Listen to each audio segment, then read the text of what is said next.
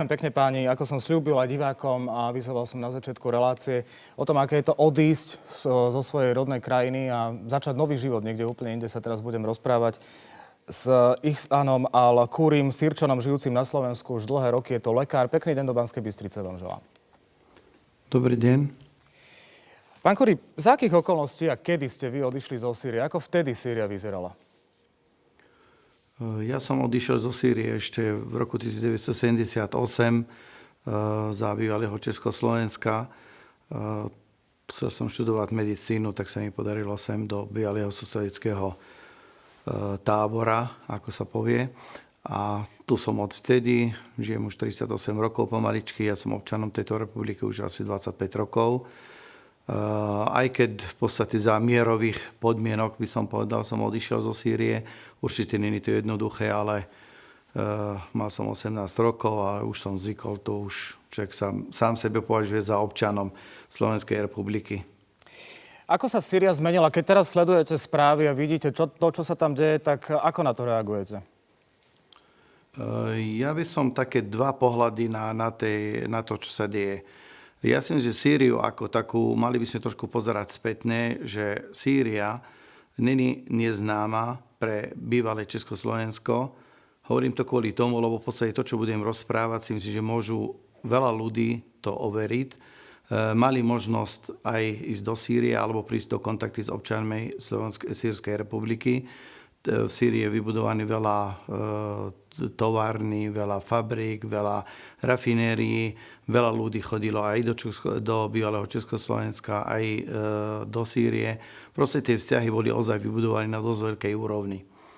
Vedia, že v Sýrii pred tým konfliktom sme žili vedľa seba, čo sa týka náboženstva, islám, kresťanstvo a židovstvo.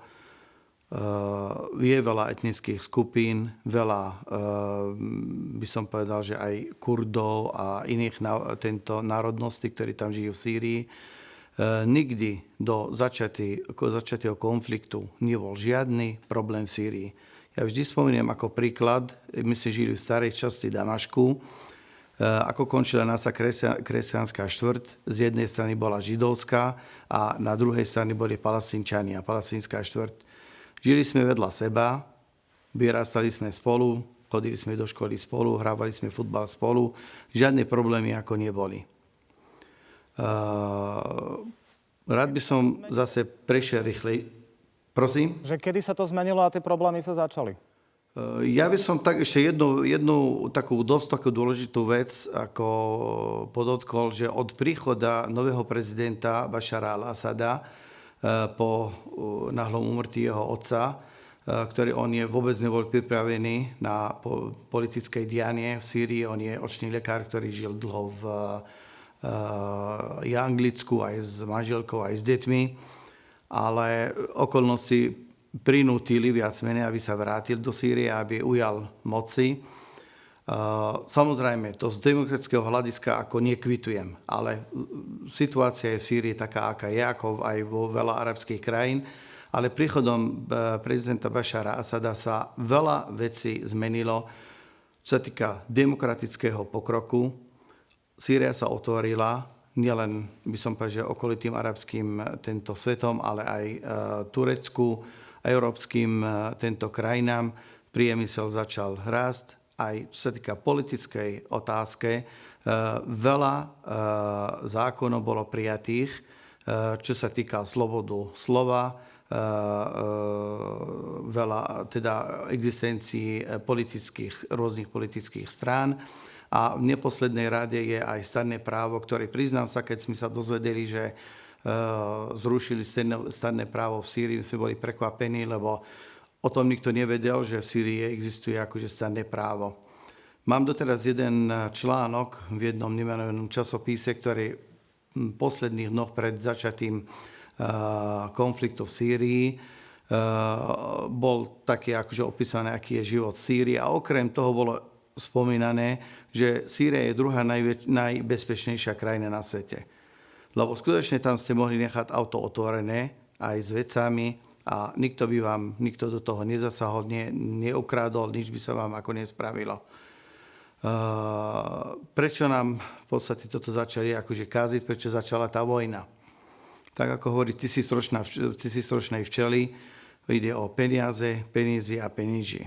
Či chceme, či nechceme, tam ide o ropu, plyn, naftu a Katar v podstate, ktorá začala akože prvá byť proti Sýrii, mala, ako by som povedal, záľusk na ropný a plynový ropovod cez Sýriu, ktorá Sýria vtedy ako odmietla. V poriadku, čiže vy naznačujete, že Sýria je nejakým dejiskom tých veľkých geopolitických hier, ak som to správne pochopil. Bola tu arabská jar na celom Blízkom východe v Severnej Afrike. Spýtam sa takto. Podľa vás je možné nejakým spôsobom exportovať demokraciu toho západného štýlu do toho priestoru, v ktorom ste vy vyrastali? Ja vždy spomeniem tiež taký príklad, že my sme už 25 rokov od Nežnej revolúcie a ja si myslím, že tá demokracia ešte sa vyvíja. Tak je ťažko, aby sme my chceli od takého občana, ktorý ako ešte relatívne, by som povedal, že v Sýrii tá situácia je ako tak relatívne dobrá vzhľadom k tomu, že ten vývin bol trošku ako, by som povedal, že dopredu, aj rôzne tie náboženstva etnických skupín, ale ako my chceme od občana líbyskej, už neviem akej, tam 5 slov mali v tej republike, aby sme od nich žiadali teraz demokraciu. Ja si myslím, že je to dosť ťažká otázka, je to dosť ťažko, by som povedal, že realizovať, lebo ako tie načaté kroky, ktoré začal Bašar Asad v Sýrii, potrebovali, by som povedal, že minimálne možno jednu generáciu, kým sa vôbec dostali na takej úrovni, kde by sme povedali o nejakej demokracii. Takže je ťažko v takej krajine, ja to porovnávam stále, ako v takej krajine, ako je Líbia, kde je čistý muslimskú krajinu, aby sme zbranami nastavili nejakú demokraciu. A o tom sa spýtam rovno. Demokracia žiadnymi zbranami nastaviť sa nedá. Pán doktor, pomáhate s tlmočením pri presune žiadateľov o azyl na Slovensko. Čo vám tí ľudia hovoria? S akými príbehmi ste sa stretli možno v poslednom alebo teda v plynulom období?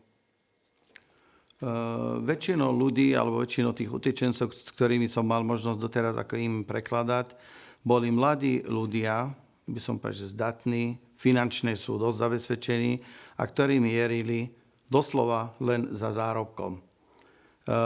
Mrzí ma, že veľa z tých utečencov sa skrýva za, by som povedal, že obraz Sýrie alebo za občanom Sýrskej republiky, ale by som povedal, že ak poviem, že 10% z tých, ktorí doteraz som mal možnosť im tlmočiť a s nimi sa stretávať, boli občanmi Sýrskej arabskej republiky. Je strašne veľa medzi nimi, aj teraz ja spomínal v minulej relácii, bol som prekladať a on mi povie, že on je tento zo Sýrie. Ja mu hovorím, ale že kde bývaš v Sýrii?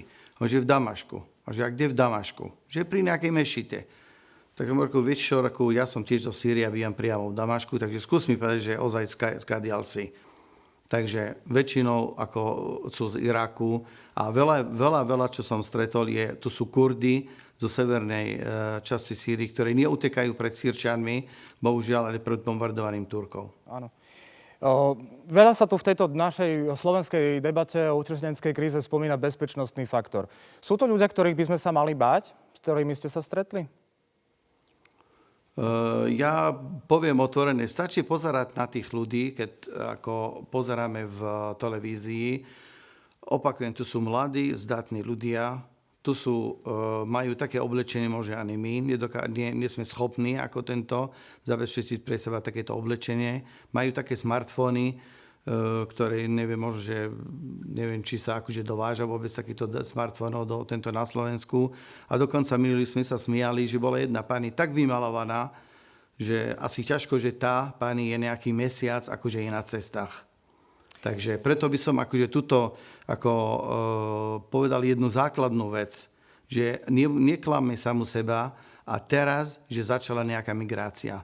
Tu sú tábory, ktoré sú pripravené a boli pripravené v Turecku, v Libanone a v Jordánsku a teraz pustíme ich. A teraz v podstate sme ich pustili a idú v podstate smerom na do Európy. Ešte jedna vec. Vy ste kresťan, ale dokáže sa moslim integrovať do slovenskej spoločnosti z vášho pohľadu?